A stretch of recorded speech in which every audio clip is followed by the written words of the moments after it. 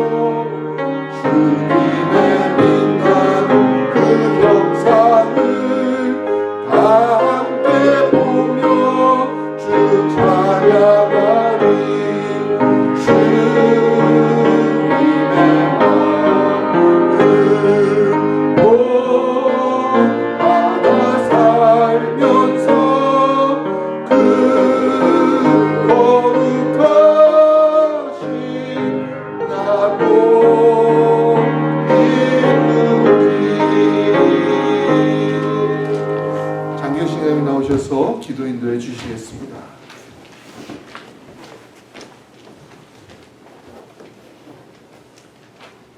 전능하사 천지를 만드신 하나님 아버지, 나라와 권세와 영광이 아버지께 영원히 있사옴을 선포하며 이 시간 하나님의 그 절대 주권과 다스리심을 다시금 찬양합니다. 오늘도 우리 주 예수 그리스도의 보혈로 속죄함 받은 성도들이 모여 주님 앞에 예배하게 하시는 하나님의 은혜를 무한 감사하고 감사합니다. 2025년을 맞이하여 우리 교회는 지나간 40년을 뒤로하고 새롭게 출발하며 새로운 교회가 되려고 합니다. 아버지 하나님의 도움 없이는 할 수 없사오니 이곳에 주의 영이 임하여 우리들의 자녀들은 예언하며 청년들은 환상을 보고 우리 모두는 꿈을 꿀 수 있도록 하나님의 영광과 권능으로 덧입혀 주시옵소서. 그리하여서 우리 교회는 땅끝까지 주님의 복음을 증거하는 교회, 또한 아버지와 아들과 성령의 이름으로 세례를 많이 베풀 수 있는 교회, 또한 하나님의 말씀이 살아 역사하는 교회라고 와서 보라고 전도할 수 있는 교회가 될 수 있기를 원합니다. 또한 우리 교회에 속한 교단도 마지막 때에 주의 영이 아버지 말씀하신 그 말씀대로 온전히 실행할 수 있는 그러한 교단, 그러한 총회한 노예가 될 수 있기를 원합니다. 올해도 세계 선교사님들과 그들의 가족과 또한 동력자들에게 주님의 신변을 보호하여 주심으로 말미암아 하나님의 복음을 통하여서 많은 하나님이 기뻐하시는 열매로 아버지께 올려드릴 수 있기를 소망합니다. 아버지 하나님, 전쟁과 또한 기근과 육신의 병으로 고통받는 저들을 크고 살펴 주시옵소서. 하나님의 놀라운 치유의 역사들로 그들의 마음을 주님 주장하시고 이끌어 주시기를 간절히 원합니다. 아버지, 이 나라가 새 정부가 들어서는 이 나라와 또한 말할 수 없는 어지러운 우리 사랑하는 조국을 하나님의 다스림이 꼭 필요합니다. 아버지 하나님, 친히 통치하여 주시옵소서. 통치하여 주시고 안전한 나라들로 주님 주관하여 주시며 주님을 두려워할 수 있는 위정자들이 될 수 있기를 간절히 원합니다. 이 시간은 목사님을 통하여 하나님의 말씀이 선포될 때 우리의 마음이 뜨거워질 수 있게 하여 주시어서 누구든지 그리스도 안에 있으면 새로운 피조물로 거듭남의 역사가 일어날 수 있기를 원합니다. 그래서 우리가 정말 어떠한 육신의 병이나 또한 경제적인 어려움이나 또한 깜깜한 일을 당하여 우격다짐을 당할지라도 오직 주님의 말씀으로 우리가 붙들고 살아갈 수 있는 능력의 말씀이 임하여 주실 것을 기대합니다. 이 한 주간도 하나님 예수 그리스도를 붙잡고 나가는 우리들이 되어 정말 생명이신 진리이신 그 예수 그리스도만을 신뢰하며 따라가는 우리가 되기로 다시금 결정하는 이 시간 될 수 있기를 원하고, 마치는 시간까지도 홀로 영광 받으시옵소서. 길이요 진리요 생명이신 우리 주 예수 그리스도 이름 받들어 기도드립니다.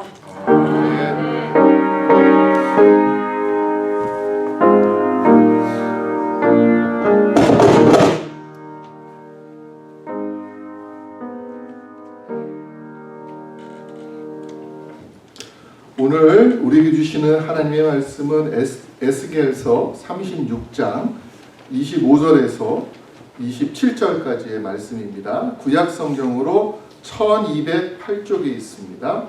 1208쪽 에스겔서 36장 25절에서 27절입니다.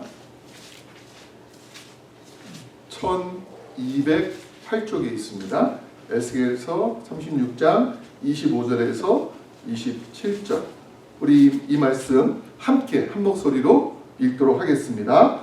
맑은 물을 너희에게 뿌려서 너희로 정결하게 하되 곧 너희 모든 더러운 것에서와 모든 우상 숭배에서 너희를 정결하게 할 것이며 또 새 영을 너희 속에 두고 새 마음을 너희에게 주되 너희 육신에서 굳은 마음을 제거하고 부드러운 마음을 줄 것이며 또 내 영을 너희 속에 두어 너희로 내 율례를 행하게 하리니 너희가 내 규례를 지켜 행할지라. 아멘. God is good. All the time. 그 하나님 우리와 함께 하십니다. 아멘. 오늘날 우리는 얼마나 세상이 빨리 돌아가는지를 몸으로 느끼고 있습니다. 테크놀로지의 발달이 너무나 굉장합니다.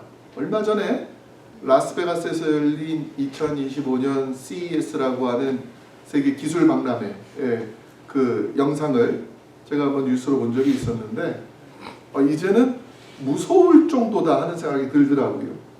거울인데 거울 앞에 딱 서기만 하면은 그 거울 안에 있는 그 칩들이 내 모든 얼굴과 육체 형태를 다 찍어가지고서 거울에서 특별히 다른 거 하는 거 없이 서 있기만 해도 내 혈당량, 체지방량, 내 근육량 이런 것들을 그냥 한꺼번에 싹 보여주는 그런 기술들이 있더라고요.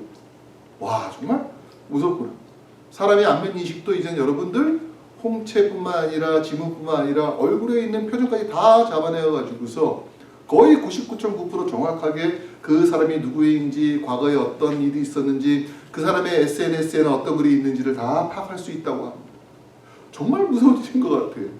근데 정말 아닌 게 아니라 우리가 조금만 관심을 덜 갖게 되면요, 우리도 모르는 사이에 나는 그냥 평상시대로 살아간다고 생각했는데 기술에 뒤처지는 일들이 일어날 수가 있습니다. 지금 미국에서도 보면 여러분들 맥도날드를 가시든지 뭐 버거킹을 가시면은 이제는 사람이 주문을 안 받아요. 보니까는 그냥 기계를 누르라고 되어 있더라고요. 처음엔 저도 좀 당황했어요. 한국에서도 지금 인건비가 비싸니까 사람들을 고용하지 않고 그런 기계들, 키오스크를 설치하는 바람에 어떤 어른들은 주문을 하고 싶어도 조작법을 모르는 바람에 그냥 돌아서 나왔다. 이런 얘기들이 들립니다. 참 이걸 보면서 우리는 현대를 잘 살기 위해서는 참 세상을 따라가야 되는 것이 아닌가. 특별히 테크놀로지 기술 발달에 우리가 더 배우려고 되는 것이 아닌가 그런 생각을 합니다. 그러나 우리 기술이 발달한다 하더라도 그 기술이 우리의 주인이 될 수는 없습니다. 그 기술이 지향하는 것은 사람을 위한 것이고 사람의 행복을 위한 것이 돼야 되지. 기술이 발달했기 때문에 사람들이 소외되는 현상이 일어난다는 것은 무엇인가 잘못되지 않았는가 그런 생각을 갖게 됩니다. 기술은요, 그 기술을 사용하는 사람이 정상적이어야지만이 그것이 사람에게 유익하는 것이지, 그 기술이 아무리 좋다 하더라도 그 기술을 사용하는 사람이 잘못된 사람이거나 범죄자거나 악한 사람이라면 그 기술은 많은 사람들에게 해를 끼칠 수 있는 위험한 것이 된다는 거예요. 얼마 전에 해외 뉴스를 보니까는 중국에서 군대 사살하는 장면들이 나오고 있는데 제가 깜짝 놀랐습니다. 거기에 수십 대의 로봇 개가 그 등 위에다가는 소총을 차게 해가지고서 사람이 조절해야 하는데 AI가 적들을 분별해가지고서 싸울 수 있는 수준까지 올라왔다는 것을 보고서 제가 깜짝 놀랐어요. 야, 정말 내가 어렸을 때에 만화, 영화에서나 봤던 기계 인간과의 싸움처럼 마치 터미네이터처럼 그렇게 될 수 있겠구나. 근데 하필이면은 민주주의 국가나 공산주의 국가가 그런 기계를 가지고 있다고 하니까 조금 염려되더라고요. 누가 갖고 있느냐 하는 것이 얼마나 중요한가 그런 생각을 해보았습니다. 그래서 미국의 심리학자 윌리엄 제임스라고 하는 분이 이런 말을 했습니다. 금세기의 위대한 발견은 물리학이나 과학과 기술이 아니라 사람이 생각을 바꿀 때에 그 사람의 전체 인생이 바뀐다는 것을 발견한 일이라고 말한 바가 있습니다. 어떻게 우리의 삶이 바뀌어나가게 됩니까?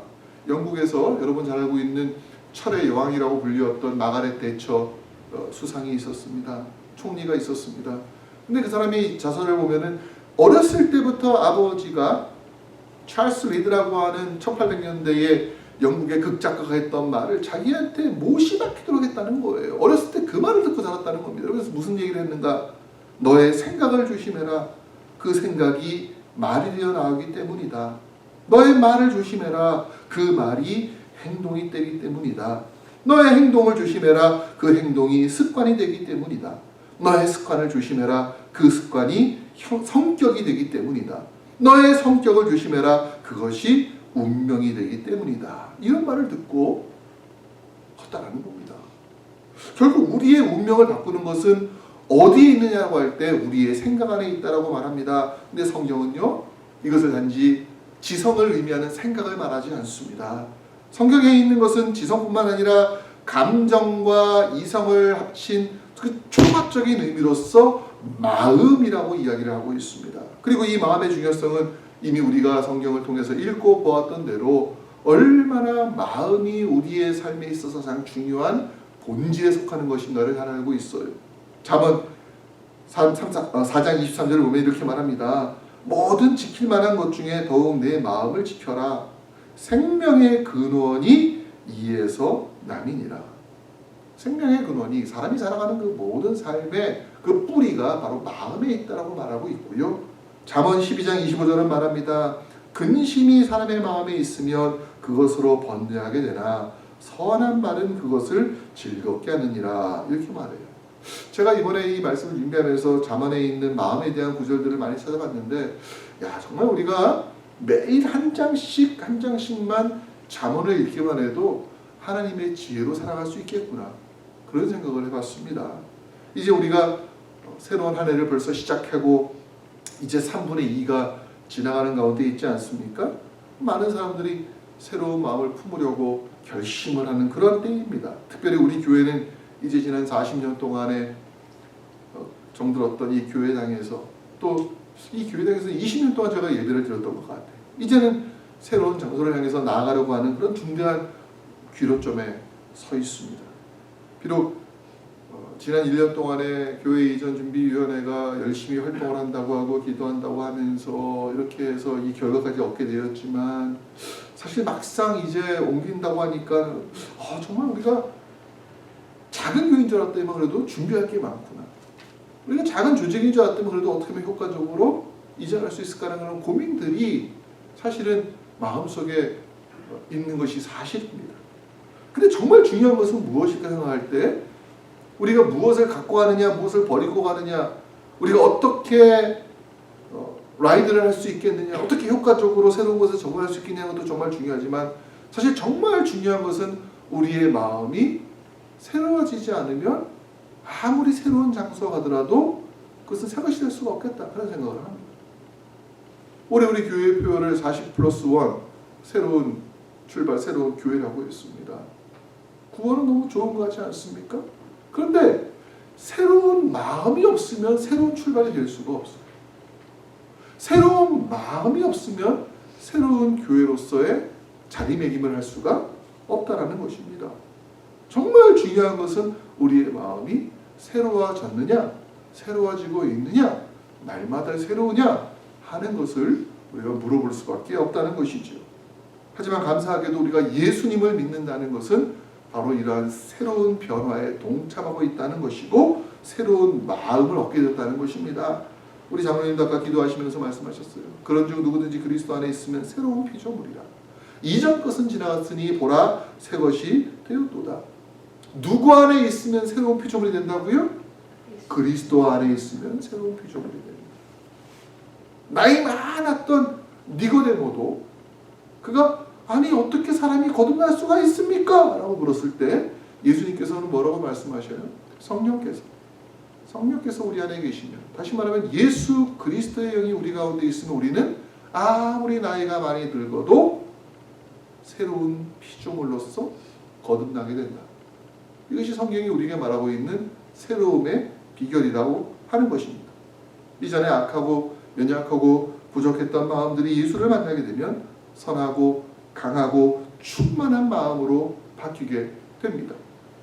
세상에서는요, 야 저런 사람은 도저히 바뀔 수가 없을 것이라고 했던 그런 많은 사람들이 예수를 통해서 변화된 증거들을 보게 됩니다. 우리가 알다시피 성 어거스틴 방탕한 그런 삶을 살았습니다. 이 사람은 똑똑한 사람이었어요. 근데 그 똑똑한 사람이 나쁜 길로 빠져드니까 훨씬 더 그 나쁜 일을 지혜롭게 잘하더라는 거예요.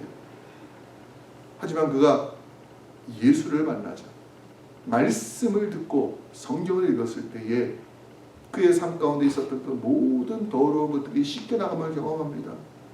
인생 내내 찾았던 삶의 의미를 예수님을 통해서 찾아갑니다. 그리고 지금은 우리가 그 사람을 뭐라고 부릅니까? 방탕자라고 부릅니까? 도박꾼이라고 부릅니까? 술주정뱅이라고 부릅니까? 아니에요. 우리는 그의 이름 앞에 무엇이라고 붙입니까? 성 어거스틴이라고 부르고 있어요. 존 뉴턴이라는 사람도 마찬가지였습니다. 이 사람도 일생 동안 방탕하고 젊은 나이 때 범죄를 저질러서 감옥에 가고 나중엔 결국 노예산의 선장이 되었습니다. 얼마나 많은 사람들을 죽였는지 몰라요. 그런데 이 사람이 예수를 믿고 만나게 되자 눈물을 흘리며 회개하면서 자신의 삶을 주님께 드리고, 우리가 너무나 애청하고 좋아하는 찬송, 그게 뭐예요? 나 같은 죄인 살리심. 또 뭐가 있어요? 벌레만도 못한 내 몸.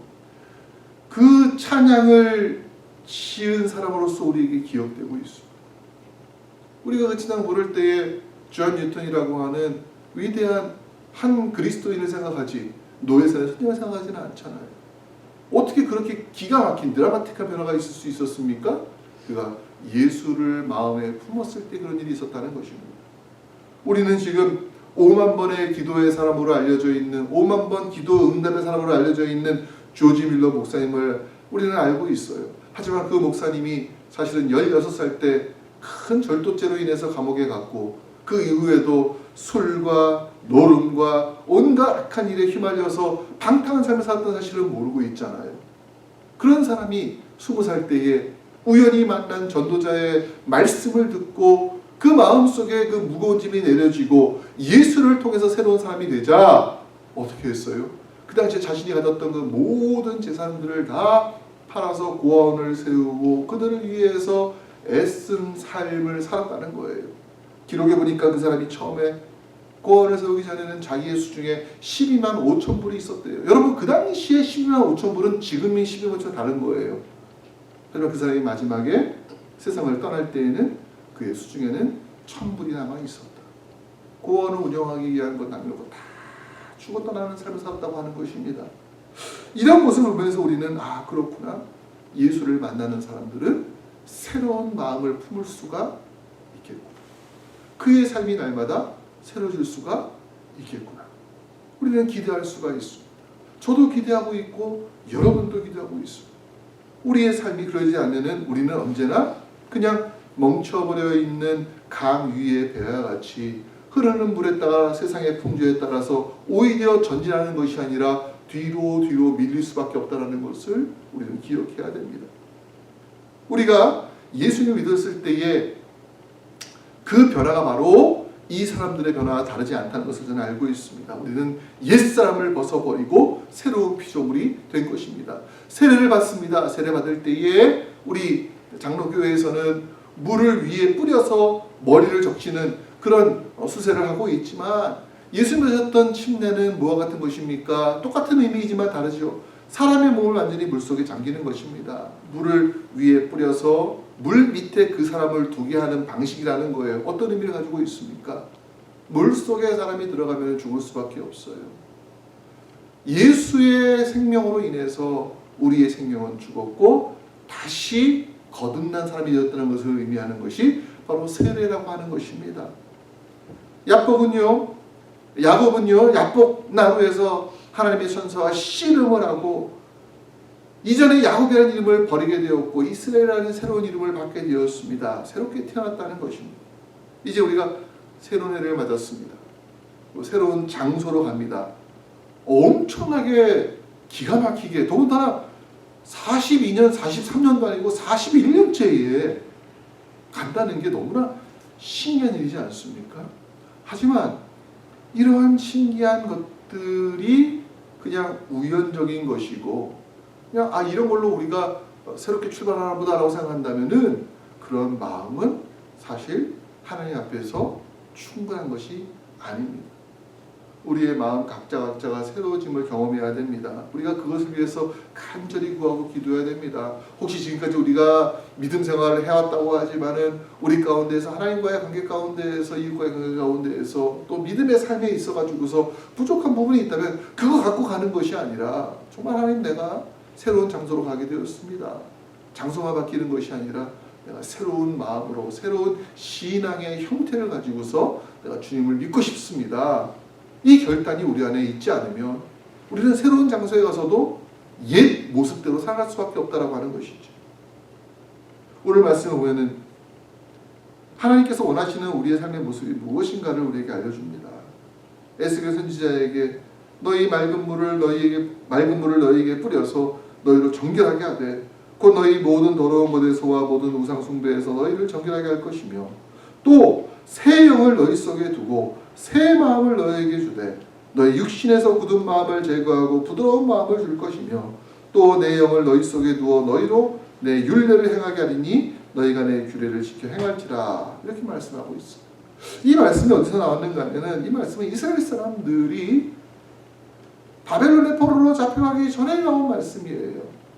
정말 이스라엘 사람들이 매일매일 새로운 아이가 태어나고 매일매일 새로운 성을 쌓고 매일매일 새로운 무엇인가를 하지만 그들이 사사시대 이후로 왕정시대를 거치면서 하나님과 가까워진 것이 아니라 점점점 하나님과 멀어지고 그들이 이방에 있는 신들을 데려와서 우상숭배를 하고 그들이 행했던 악한 일들 인신공양과 온갖 폐역한 일들, 강포한 일들을 감당하면서 이 사람들이 하나님의 백성인가 아니면 이방인인가 구분하지 못할 정도의 그런 상황까지 왔을 때에 바로 이 예언이 주어진 거예요. 하나님께서 이들에게 무엇을 주신다고 합니까? 새 영을 주겠다고 말씀하십니다. 새 마음을 주겠다고 하십니다. 왜냐하면 이전의 굳은 마음과 이전의 구태의연한 모습을 가지고서는 이들이 하나님의 백성으로 더 이상 살아갈 수 없기 때문이었습니다. 결국 그들이 어떻게 되었습니까? 바벨론의 포로로 잡혀갔어요.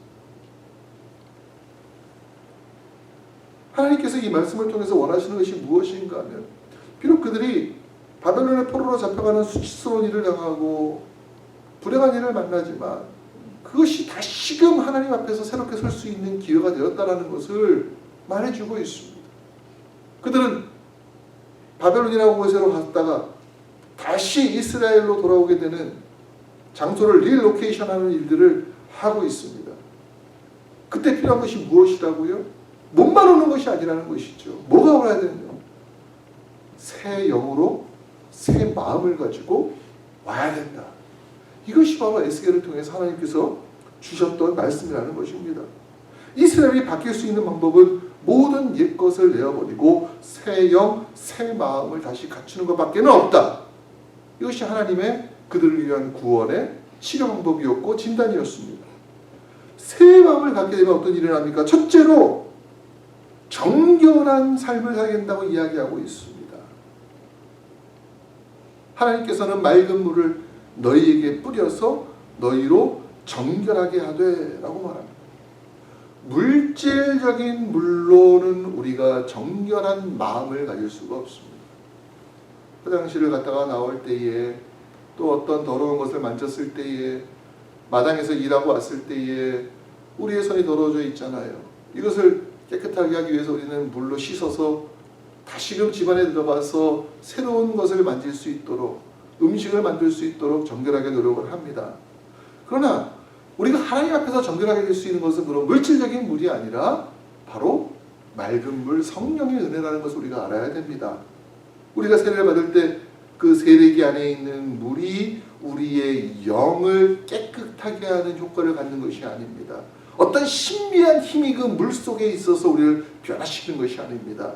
하나님께서 정하신 세례의 의미를 마음에 두고 하나님께서 지으신 창조된 물을 우리 머릿속에 뿌렸을 때에 그때 우리는 이것이 나를 하여금 내 옛사람을 죽게 하고 새 사람을 있게 하는 효과가 있다고 내가 믿을 때에 그때 비로소 하나님의 은혜가 내 마음속에 들어오는 것입니다.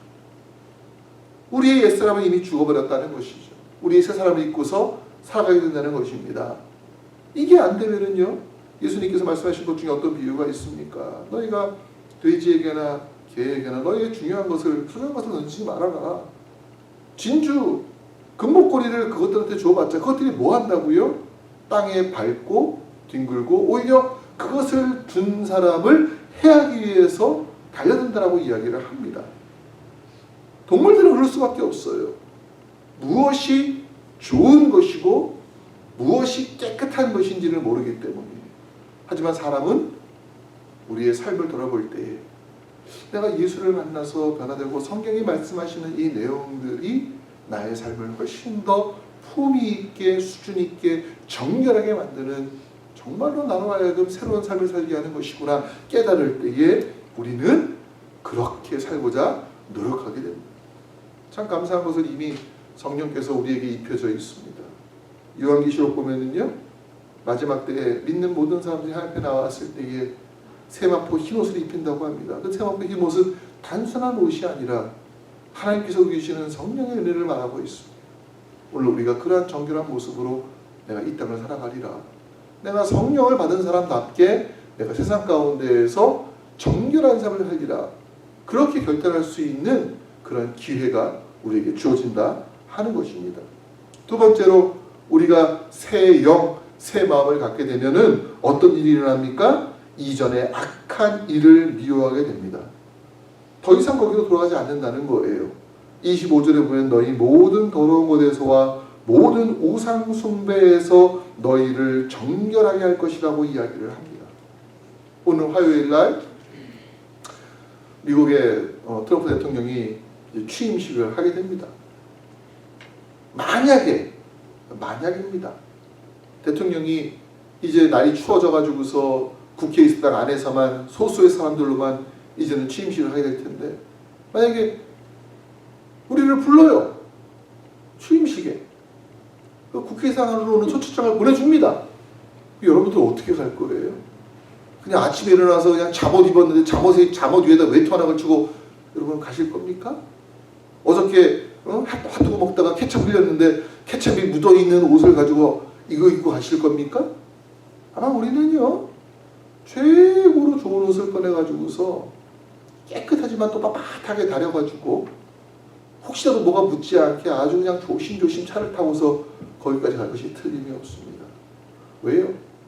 내가 어떤 사람을 정말 모든 사람들이 좋아하거나 모든 사람이 가장 위에 있다는 사람을 만날 때에 최소한 내가 지켜야 될 예의가 있음을 알기 때문에 나는 그래도 내 더러운 것들을 갖고 가지는 않을 거라는 것이죠. 누군가를 만나가지고서 데이트를 할 때에도, 연인을 만날 때에도 마찬가지 아닙니까? 그 사람의 모습을 통해서 그 사람을 알 수 있는 첫인상이 중요하기 때문에 그렇게 할 거라는 거예요. 우리가 하나님 앞에 갈 때에도 그와 같지 않냐는 것이죠. 우리 안에 하나님의 마음이, 하나님 주시는 마음이 있을 때에 과연 우리가 이전에 내가 행했던 악한 일들과 더러운 죄악들과 또 하나님께서 원치 않는 것들을 그대로 갖고 가는 사람이 있냐는 거예요. 우리가 보면 운동선수들을 보시지 않습니까, 여러분? 특별히 육상선수들 보시면은 육상선수들이 운동할 때 그냥 운동하지 않습니다. 옛날에 학교 다닐 때 육상하셨던 분들도 아시겠지만 보통 선수들은요, 평상시에 운동할 때는요, 이 발목에다가 뭘 차요. 뭘 찹니까? 웨이트를 찬단 말이에요. 1파운드 또는 2파운드짜리 모래주머니를 차거나, 요즘에는 아주 뭐 좋은 게 나와가지고서 그냥 간편하게 차고 다닐 수 있는 그걸 차고 달립니다. 그걸 차고 달리면은요 자기가 평소에 가졌던 그 기록이 안 나와요. 안 나올 수밖에 없죠. 양팔과 다리에다가 1파운드 씩에서 4파운드가 늘어나는데 어떻게 달릴 수가 있습니까? 그게 나를 붙잡아 두고 있기 때문에 나는 평상시에 실력이 안 나와요. 그런데 막상 경기가 되면 어떻게 됩니까? 그러면 그거 차고 나가는 선수들 보셨습니까? 그거 다 떨어버리고 나갑니다. 다 풀어버리고 나갑니다. 그러면 선수들이 뭐라고 말하는지 아세요? 야, 그거 풀고 달리면 내가 날아가는 것 같아.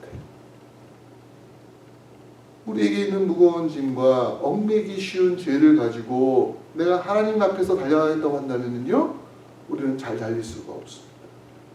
그것들을 내어버려야지만이, 내가 이전에 나를 얽매였던 것들을 내어버려야지만이 내가 달려갈 수 있는 사람이 되고 날아갈 수 있는 사람이 된다고 하는 것입니다.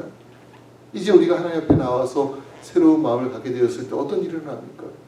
하나님이 기뻐하시는 것을 내가 하는 사람, 그것을 기뻐하는 사람이 되는 거예요. 반대로 하나님께서 미워하는 일에 대해서 나도 어떤 마음이 들어요? 나도 미워하는 마음이 드는 거예요. 왜 우리가 사단의 괴계와 마귀의 일들을 멸하라고 하신 것을 기억합니까? 아, 그것이 하나님께서 미워하시는 일이구나. 내가 그렇게 살지 말아야겠다. 우리가 새 마음을 갖게 되면은 이전의 악한 것들이 나에게서 점점 떨어져 나갈 수밖에 없다는 것입니다. 세 번째로 우리가 새 영과 새 마음을 가졌을 때는 어떻게 된다고 말합니까? 육체를 위하는 굳은 마음이 제거가 되며 부드러운 마음으로 바뀌게 된다고 이야기합니다. 우리가 출애굽기에 보면 대표적으로 이 굳은 마음 가진 사람이 있었습니다. 애굽왕 바로가 그러했습니다. 10번이나 되는 그 무시무시한 재앙을 때려맞고도 이 사람은 자기의 목을 꼿꼿하게 하고 강팍한 마음을 버리지 않습니다. 끝까지 내가 하나님과 싸워보겠다. 하나님이 이기나 내가 이기나 한번 해보자. 이게 바로 굳은 마음이에요. 반면에 부드러운 마음은 무엇입니까?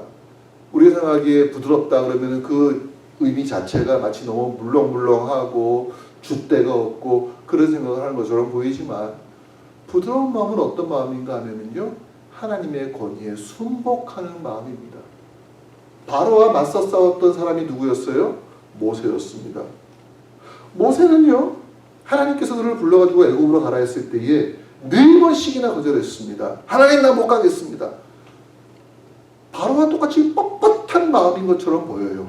하지만 하나님께서 그를 강권하셨을 때 결국 모세가 어떻게 했습니까? 굴복하고 하나님의 말씀을 따라서 바로에게로 나아갑니다. 부드러운 마음이라고 하는 것은 유약하거나 물러터진 마음을 말하는 것이 아닙니다. 그것은 옳은 일에 굴복하고 옳은 일에 순복하고 악한 일에는 담대한 마음이 바로 부드러운 마음이라고 하는 것입니다. 사실 우리가 하나님을 알지 못할 때에는 우리 모두는 다 강팍한 마음으로 살아갈 수밖에 없었습니다. 하나님을 알지 못하니까 그럴 수밖에 없었던 거예요. 그래서 하나님께서 우리를 받아주셨을 때에는 이전의 모든 행한 일을 다 잊어버리시겠다고 약속하신 겁니다. 우리가 할 일이 무엇인가 하면 하나님의 부르심에 순종하며 나아가는 것입니다. 세상에서는 우리가 강팍한 마음 갖고 살아갈 수밖에 없지 않습니까? 언제나 이마에다가 그냥 내천자 그냥 길게 드리고, 혹시 누가 나를 해하지 않을까? 혹시 누가 나를 속이지 않을까? 혹시 누가 나의 것을 빼앗지 않을까 염려하는 마음 때문에 언제나 레이더를, 안테나를 바짝 세우고서 긴장하면서 살아갑니다. 그런 일들을 너무 많이 겪었기 때문이에요. 그러나 하나님 믿는다는 것은 무엇을 의미합니까? 내가 하나님을 신뢰하고, 당장은 내가 어려움을 당하고 있고 당장은 내가 고난을 당한다 했다 할지라도 이것이 영원한 것이 아니고 하나님께서 나에게 주실 것에 비하면 아무것도 아니라는 넉넉한 마음을 갖고 살게 되는 거예요. 예수 믿는 사람들이 이전보다 훨씬 더 부드러워졌다라고 소식 듣는 것이 이상한 것이 아니라 당연한 것입니다. 우리가 하나님 앞에서 우리의 고든 목을 부드럽게 하고 하나님의 말씀에 순복할 때에 우리는 이 땅 가운데에서도 모든 사람들에게 정말 저가 하나님의 백성답게 살아가는구나, 선한 모습이 되었구나. 저 사람 예수를 만나더니만은 인상이 바뀌었어. 저 사람 예수를 믿더니만은 마음이 바뀐 것 같아. 이것이 우리에게 주신 하나님의 선물이라고 저는 믿습니다. 네 번째로 새 마음을 갖게 될 때 어떤 일이 일어납니까? 오늘 말씀에 보니까는 하나님의 율례를 지키고자 노력한다는 거예요. 하나님의 영이 우리 안에 들어올 때에 새 마음을 갖게 되며 그 증거로 하나님의 율례를 행하고 규례를 지킨다라고 말씀합니다. 그렇습니다. 우리가 법을 알지 못할 때에는 법을 알지 못하기 때문에 내가 내 마음대로 해도 된다라고 생각을 합니다. 그러나 법을 아는 나이가 되면, 다시 말하면 법에 저촉받는 나이가 되면 사람들은 인식을 하고 그 법을 따르려고 노력할 수밖에 없어요. 한 2년 전에 한국에서 촉법소년이라는 것이 있습니다. 촉법소년은 만 14살이 되지 않은 아이들을 말합니다. 이 아이들은요, 법의 너그러움 가운데 보호받는 사람들이에요. 심지어 사람을 죽여도, 심지어 남의 것을 훔쳐도, 방화를 해도 이 아이들은 처벌받지 않습니다. 촉법 소년들이기 때문이에요. 근데 재미있는 일이 있었어요. 한 중학생 애들이 어느 가게에서 난장판을 피우고 물건을 하나 때려 부셨습니다.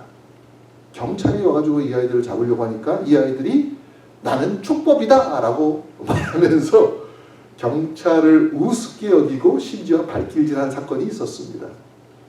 근데 그 아이들 중에서 3명 중에 한 아이는 생일이 지난 바람에 자기가 촉법이 아니라는 것을 알자마자 어떻게 했을까요? 눈물을 흘리면서 사정을 하는 거예요. 하지만 이미 늦어버렸다는 것이죠. 우리가 법을 모르면은 우리 마음대로 할 수가 있어요. 우리가 법을 알지 못하면 실수해도 때로는 너그럽게 받을 때가 있습니다. 그러나 법을 알게 되면 우리는 이 법이 나를 해야 하는 것이 아니라 사실은 나를 지키는 것이고 나를 도와주는 것이라는 것을 깨닫고 우리는 그 법의 테두리 안에서 살아가려고 노력합니다. 성경에 나타난 믿음의 선배들은 어떤 삶을 살았습니까? 세상의 법대로 살면서 모든 고난과 고통을 다 겪은 다음에야 깨닫고 하나님의 법을 지켜가는 것이 훨씬 더 나의 삶 가운데 유익한 것이구나 라는 것을 깨달았다는 것입니다. 야곱이라는 사람 보세요. 세상 풍조대로 속이며 살아도 되는 줄 알고 형도 속이고 아버지도 속이고 그래서 수단과 방법을 가리지 않고 축복권만 받으면 자기가 잘 사는 줄 알았지만 깨닫기 전까지 20년 동안이나 약봉나루에서 하나님께 맞아가지고 환도뼈가 부러지기 전까지 모진 고난 가운데에 그 죄에 대한 벌을 받았다는 것을 우리는 알고 있습니다. 그러면서 그가 바뀌어요. 야곱이 바뀌어요. 약봉나루에서 하나님과 만나 씨름한 다음에 내가 하나님께만 순종하는 것이 참된 행복이구나 하고 알았을 때에 그때 그가 어려움을 당합니다. 세겜성에서 자기의 딸 디나가 어려운 일을 당했습니다. 그때 그가 깨닫는 거예요. 내가 이전에는 이렇게 살았어도 내 마음대로 해도 괜찮은 줄 알았지만은 내가 하나님의 말씀을 떠나니까 이런 일을 당하는구나. 그리고 모든 집안에 있는 우상들을 다 상수리 나무 안에 묻어버리게 하고 우상을 버리게 하고 다시 한번 베델로 가서 새 출발을 하는 것을 보게 됩니다.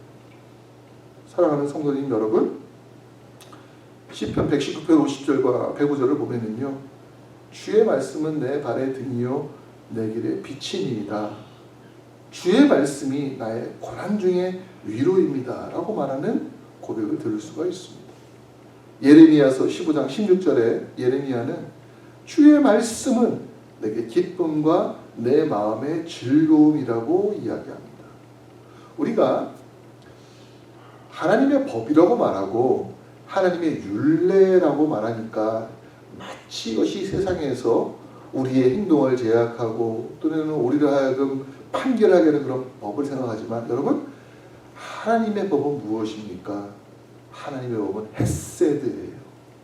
헤세드가 무엇인지 아시죠? 그것은 우리가 자비라고 말하고 은혜라고 말하고 사랑이라고 말하는 단어입니다. 우리가 하나님의 법을 지킨다는 것은요, 우리의 마음을 하나님께로 향한다는 것입니다. 이제 우리가 하나님의 말씀을 따르는 삶을 살기로 결단하는 그런 새해가 되기를 원합니다. 이제 이 한 해를 시작하는 벌써 1월 중순이 되었고요. 또 새로운 장소로 찾아가는 그런 기간을 맞이할 때 하나님, 우리가 장소만 바꾸지 않게 하시고 지난 40년 동안에 혹시라도 우리가 굳어져 있었던 모습이 있다면 하나님 앞에 내려놓게 하시고 새 마음, 새 영을 가지고 우리가 하나 될 수 있도록 도와주시옵소서. 그렇게 간구하는 한 주간 되시기를 주님의 이름으로 축복합니다. 같이 한번 기도합시다. 하나님 아버지, 참으로 감사합니다.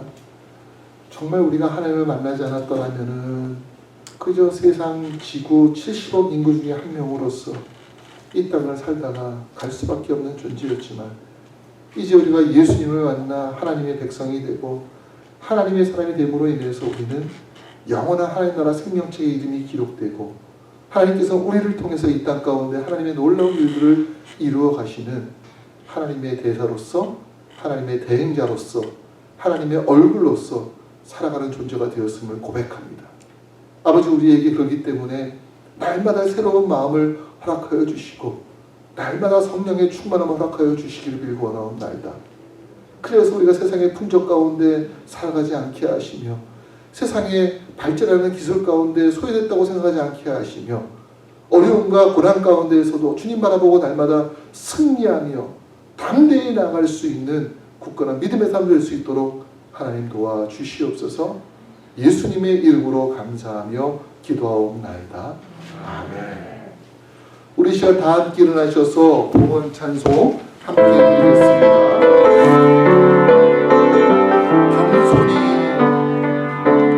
겸손히 내 마음 드립니다. 나의 모든 것 받으소서.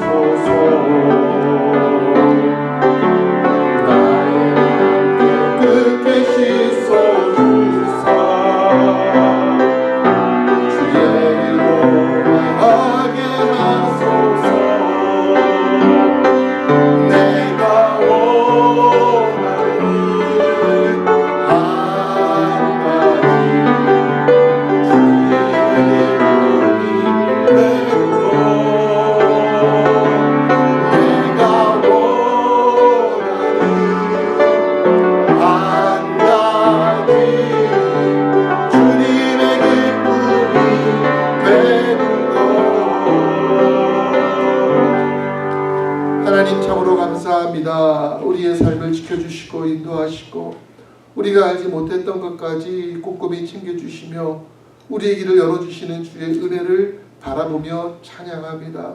이 한 주간도 아버지 하나님, 우리가 하지 못했던 새로운 날들을 향해서 나아갈 때 염려와 근심과 두려움은 뒤로 내어버리게 하시고 주님 바라보면서 담대히 걸어갈 수 있는 새 마음 가진 사람 될 수 있도록 도와주시옵소서. 주님, 오늘도 구별하여 예배를 드립니다. 이 인물의 쓰임마다 함께 하시고 주의 영광을 드릴 수 있도록 도와주시기를 빌고 원하올 때에 감사하며 예수님의 이름으로 봉헌 기도하옵나이다. 아멘. 우리 서로 한번 인사하겠습니다. 잘 오셨습니다. 감사합니다. 건강하십시오. 네. 우리 교회 소식 같이 나누도록 하겠습니다. 교회 이전을 위한 777 기도 여러분들 매일 해주시기를 부탁을 드리겠고요. 그 과정 가운데 어려움 없도록 여러분들 꼭 기도로서 도와주시기를 부탁을 드리겠습니다. 교회 주소록을 지금 제 생각에는 당장 만드는 것보다는 좀 옮겨간 다음에 만드는 것이 좋지 않을까 생각이 드는데, 일단 여러분이 수정할 사항이 있으시면은 제가 로비하고 친교실에다가 초안을 갖다 놨습니다. 보시고서 혹시 바뀌신 것이 있으시면은 수정해 주시기를 좀 부탁을 드리겠고요. 또 봉사 자원을 계속 광고에 넣는 이유는 우리가 좀 새로운 교회로 옮겨갔을 때에 새로운 조직과 또 새로운 방법과 이왕이면 좀 전문성을 가진 것이 좋지 않겠나 싶어가지고서 자원하시는 분들을 저희가 받고 있습니다. 보시고서 혹시 내가 여기에 적합하겠다, 내가 한번 좀 헌신하겠다 생각하시는 분들은 꼭 자원해 주시기를 부탁을 드리고요.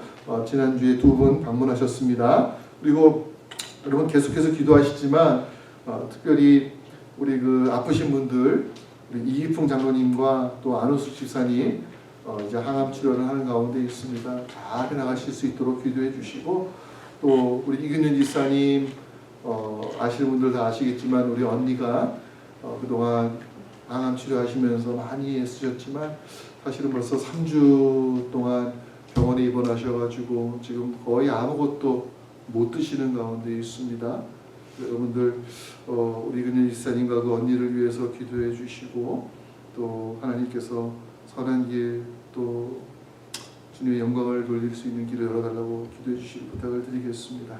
또 그 외에 우리 아프신 분들 생각하신 대로 기도해 주시고 또 섬겨 주시기를 부탁을 드리겠습니다. 우리 이 시간 다 함께 일어나셔서 우리 폐 찬송 함께 합니다.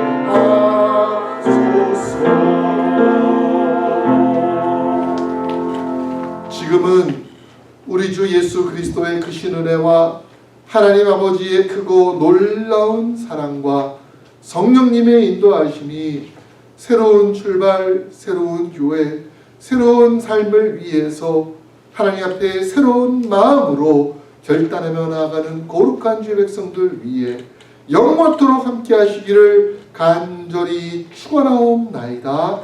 아멘.